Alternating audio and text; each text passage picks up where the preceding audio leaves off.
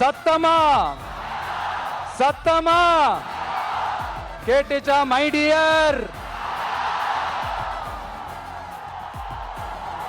ஏன்பா நான் தான் அப்பவே சொன்னல, அவருக்கு ஆசையா பாசமா கூப்பிட்டா பிடிக்க மாட்டேங்குது.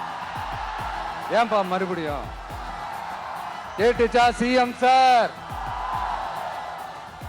வேணாம் சார், இந்த அடுக்குமுறை, இந்த அராஜக அரசியல்லாம் வேணாம் சார். நாம ஒண்ணு இங்க தனியால் இல்லைங்க சார்,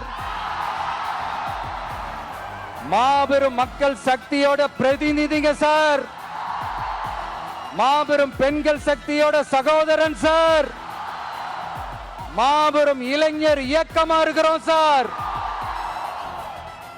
மறுபடியும் சொல்றேன், 2026ல ரெண்டு பேருக்கு நடுவுல தான் போட்டியே.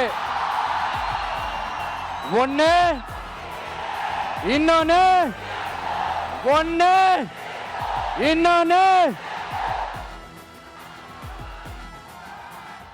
இந்த பூச்சாண்டி வேலையெல்லாம் காட்டுறதை விட்டுட்டு தில்லா கெத்தா நேர்மையா எலெக்ஷனை சந்திக்க வாங்க சார். பார்த்துடலாம் சார்.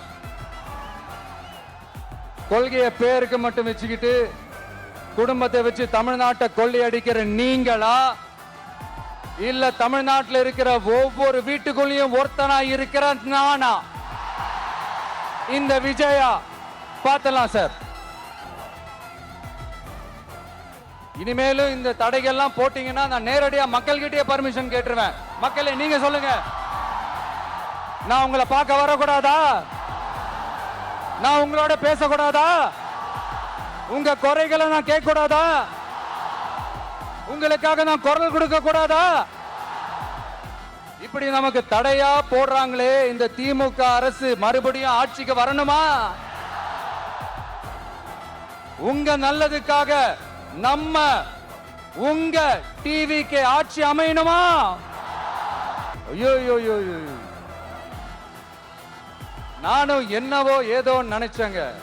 செம்ம காமெடியா இருக்குங்க. I am just enjoying like anything. இந்த போர் முழக்கம் உங்களை ஒரு நிமிஷம் கூட தூங்க விடாது, துரத்திக்கிட்டே வரும். கான்பிடண்டா இருங்க, நல்லதே நடக்கும், வெற்றி நிச்சயம். மீண்டும் சந்திக்கும் வரை நன்றி, வணக்கம்.